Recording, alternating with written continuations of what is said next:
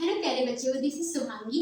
आज मैं आपको एक्सप्लेन करने वाली ह्यूमन रेस्पिरेटरी सिस्टम के बारे में कि कैसे हम हवा को मतलब O2 को हम अपना इनहेल करते हैं और CO2 को हम बाहर निकालते हैं। इसका क्या कंप्लीट पाथवे है हम इस वीडियो में डिस्कस करेंगे। बिना किसी देरी किए हुए हम इस वीडियो को स्टार्ट करते हैं। ओके, हम स्टार्ट करते हैं वीडियो को ह्यूमन रेस्पिरेटरी सिस्टम के बारे में। कैसे हमारी हवा अंदर आती है, कैसे हम बाहर जाती है। आप देख सकते हैं यहाँ आपके सामने बना हुआ है ह्यूमन रेस्पिरेटरी सिस्टम का लंग्स का पूरा डायग्राम।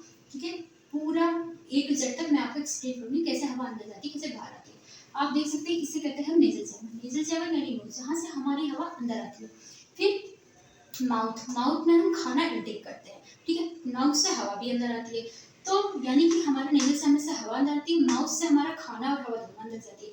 अब यहाँ से आने के बाद खाना यहाँ आता है, नेजल चैम्बर से हवा आने के बाद यहाँ आती है। दोनों एक कॉमन पाथवे खुलते हैं जिसे हम कहते हैं फेरिंक्स। फेरिंक्स में क्या होता है, हमारा कॉमन एरिया होता है जहाँ पे हमारी हवा भी आती है, हमारा फूड भी आता है। अब यहाँ के बाद हमारी हवा अंदर आती है लैरिंक्स पे, और एक होता है खाना हमारा आता है ओसोफेगस। मतलब फेरिंक्स के बाद हमारे पास दो पार्ट होता है, एक food for oesophagus and trachea for airs. ठीक है, हम यहाँ पे एयर की बात करेंगे, कैसे एयर अंदर जाता है। फूड कैसे जाता है, फूड का क्या था डाइजेस्टिव सिस्टम का, वो हम अगले वीडियो में डिस्कस करेंगे। तो ये आपका ट्रैकिया है। ट्रैकिया आप यहाँ से यहाँ तक आपकी हवा का पाथवे है। ठीक है, अब यहाँ से आपको जैसे कि मैंने बताया फेरिंक्स होता है। फेरिंक्स में आपका कॉमन पाथवे होता है फूड एंड एयर।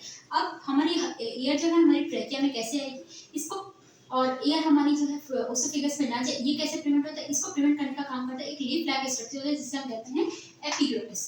ठीक है, एपिग्लोटिस ट्रैकिया के ऊपर होता है, ओसोफेगस के ऊपर नहीं होता है। ट्रैकिया पर लीफ लाइक स्ट्रक्चर, जब हवा आती है तो ये अंदर ऊपर खुल जाता है और हवा को अंदर ट्रैकिया में ट्रांसफर कर देता है, और जब फूड आता है तो ये बंद हो जाता है, तो फूड ट्रैकिया में इंटर नहीं कर पाता है, सीधे ओसोफेगस में इंटर करता है।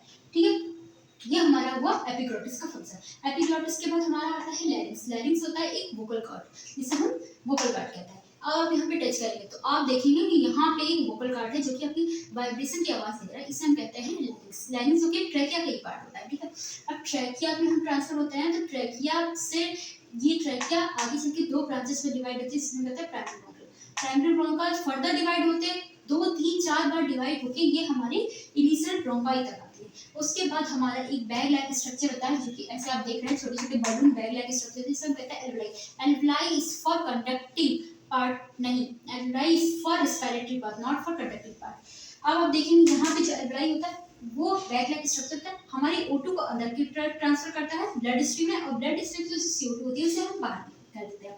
ये हमारा एल्वेलाई का पाथवे हुआ। ठीक है, अब हम देखते हैं कि कैसे कैसे ये फाइन ब्रांच डिवाइड होती है, और ये रेड लाइट जो स्ट्रक्चर होता है ये क्या है। ओके, अब आप देखिए ये है हमारा ट्रैकिया। ट्रैकिया हमारी फाइन ब्रांचेस में जैसे कि मैंने बताया आपको डिवाइड होता है। ट्रैकिया के हमारी इनकम्प्लीट कार्टिलेज से स्लिंग होती है।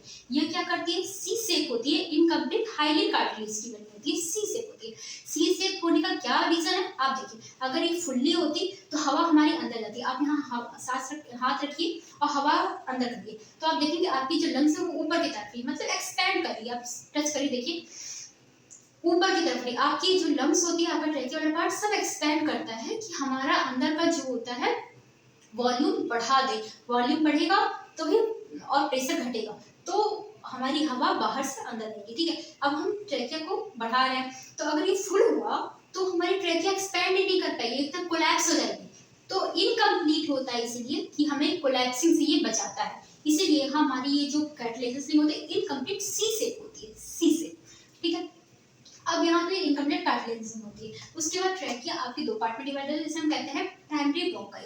ठीक, प्राइमरी ब्रोंकाई यहाँ पे फर्दर डिवाइड करके दिखाना बहुत मुश्किल हो रहा था डायग्राम में, तो मैंने यहाँ पे लिख दिया है। जो हमारी प्राइमरी ब्रोंकाई होती है वो फर्दर सेकेंडरी ब्रोंकाई में डिवाइड होती है, सेकेंडरी ब्रोंकाई टर्शियरी ब्रोंकाई में डिवाइड है, tertiary bronchi bronchioles initial bronchioles में डिवाइड होती है, फिर initial bronchiole further terminal bronchiole में डिवाइड होता है। टर्मिनल ब्रोंक्यूल के बाद हमारा ये जो है उसके बाद हम एल्वेलाई में ट्रांसफर होता है। एल्वेलाई में आपका एक्सचेंज ऑफ एयर होता है।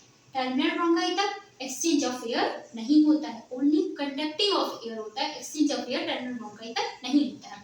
अब आप देखिए इनकम्प्लीट कार्टिलेज स्लिंग कहाँ तक प्रेजेंट होती है। मैंने बताया आपको यहाँ नोज से लेके आपका टर्मिनल ब्रोंकाई आपका कंडक्टिंग पार्ट होता है। ठीक है, लेकिन मेन पॉइंट यहाँ पे क्या है, छोटा सा पॉइंट है, आप ध्यान से सुनिए। जो हमारी इनकम्प्लीट कार्टिलेज स्लिंग होती है जो कि हमारी ट्रैकिया से स्टार्ट होती है वो हमारी प्रेजेंट होती है इनिशियल ब्रोंकाई तक। टर्मिनल ब्रोंकाई में आपका इनकम्प्लीट कार्टिलेज स्लिंग नहीं होता है, एब्सेंट होती है।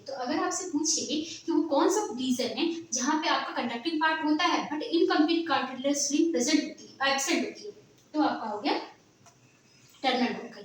इनिशियल ब्रोंकाई तक आपका कंडक्टिंग पार्ट भी होता है और सेकंड आपका इनकम्प्लीट कार्टिलेज स्लिंग भी प्रेजेंट होती है, लेकिन terminal bronchi only conducting part होता है, इनकम्प्लीट कार्टिलेज स्लिंग एब्सेंट होती है। और मैं आपको यहाँ पे लिख दिया है, यहाँ से यहाँ तक कंडक्टिंग पार्ट होता है, इनकम्प्लीट कार्टिलेज स्लिंग प्रेजेंट होती है, बट टर्मिनल ब्रोंकाई जो होती है कंडक्टिंग होती है बट उसमें इनकम्प्लीट कार्टिलेज स्लिंग एब्सेंट होता है।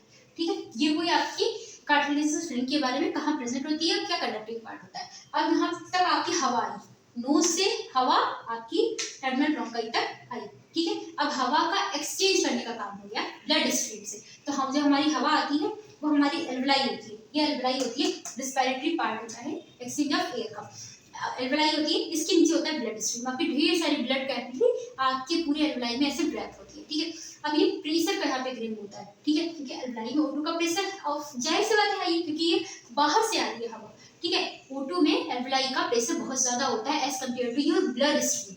ठीक है, तो higher pressure to lower pressure O2 आपका ट्रांसफर होता है, और ब्लड स्ट्रीम में CO2 का प्रेशर ज्यादा होता है, क्योंकि ब्लड कहाँ से आ रही है, आपकी बॉडी से आ रही है, बॉडी से आपका पूरी ब्लड स्ट्रीम आ रही है, उसमें सबसे ज्यादा पार्ट होता है CO2 का, ना कि O2 का। तो और एल्वेलाई में आपकी CO2 बहुत ज्यादा कम होती है, उसका प्रेशर एल्वेलाई में कम होता है, लेकिन ब्लड स्ट्रीम में ज्यादा होता है, तो आपकी CO2 ब्लड स्ट्रीम से एल्वेलाई में ट्रांसफर होती है। ऐसे यहाँ पे एक्सचेंज ऑफ एयर होता है, मतलब यहाँ पे सबसे ज्यादा गेम होता है आपकी प्रेशर का। प्रेशर ये एल्वेलाई का अलग होता है, ब्लड और आपका एटमॉस्फेयर का अलग होता है, ब्लड स्ट्रीम में अलग होता है। तो ये मैं अनदर वीडियो में बताऊंगी प्रेशर कैसे कैसे कहाँ पे कैसे वेरी करता है। ठीक है, यहाँ पे मैं आपको सिंपल सा बातें बता रही हूँ कि कैसे हवा अंदर आती है और कहाँ पे एल्वेलाई का एक्सचेंज होता है। तो आपको ये समझ में आया, जैसे हमारी हवा आती है अंदर से, यहाँ हम लेजेंस चैम्बर से इनहेल करते हैं, और कभी हम CO2 भी इनहेल करते हैं, वो सॉरी O2 भी माउथ से इनहेल करते हैं, इनहेल करते हैं, ट्रैकिया में फेरिंक्स से आती है, फेरिंक्स से एपिग्लॉटिस, एपिग्लॉटिस प्रिवेंट करता है आपको फूड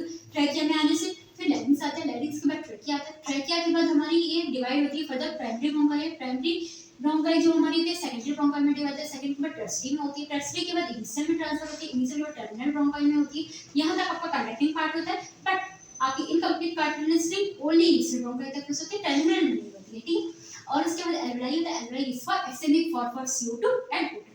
एल्वेलाई में क्या होता है, आपकी जो O2 बाहर से आ रही है वो एल्वेलाई में O2 ट्रांसफर होती है आपकी ब्लड स्ट्रीम में, और CO2 होती है वो बाहर आती है, फिर CO2 बाहर आती है, बाहर आने के बाद ये ट्रांसफर होती है CO2 टर्मिनल में, फिर इनिशियल में, फिर tertiary, secondary, primary, trachea, trachea के बाद यहाँ से आपके लैरिंक्स, लैरिंक्स से फेरिंक्स, फेरिंक्स से आपकी नेजल चैम्बर से CO2 बाहर निकल जाती है।